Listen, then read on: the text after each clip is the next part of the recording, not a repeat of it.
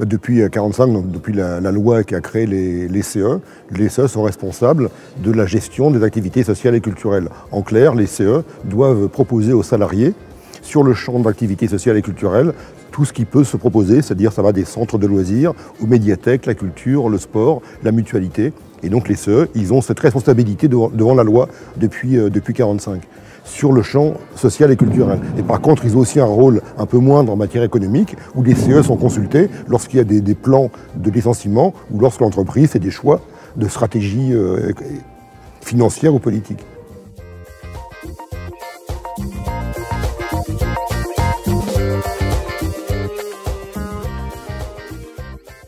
Ce que j'attends du CE, c'est surtout de la proximité.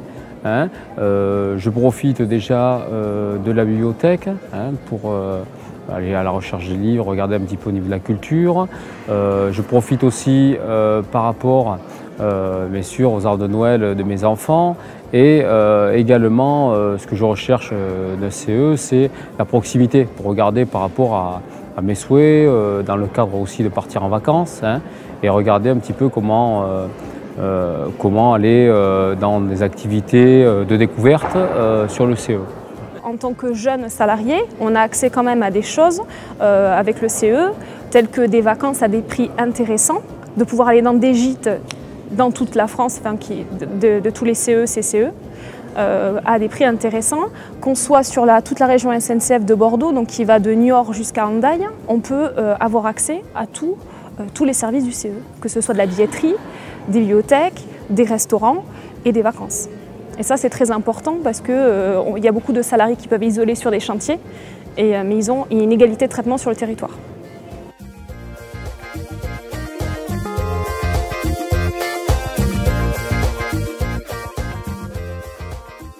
Le problème, c'est qu'aujourd'hui, il y a quand même pas mal de CE qui sont menacés, parce qu'une entreprise qui ferme ou qui délocalise, c'est un CE qui disparaît.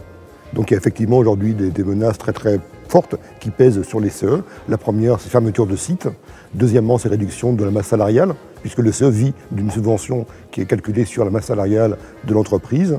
Une entreprise qui délocalise, et puis on n'est pas non plus à l'abri demain au niveau de l'Europe, de Bruxelles, de considérer que les CE sont une exception franco-française, ce qui est vrai, et ça fait à 3-4 reprises déjà que la Commission européenne de Bruxelles menace d'interdire les CE qui constituent un privilège français.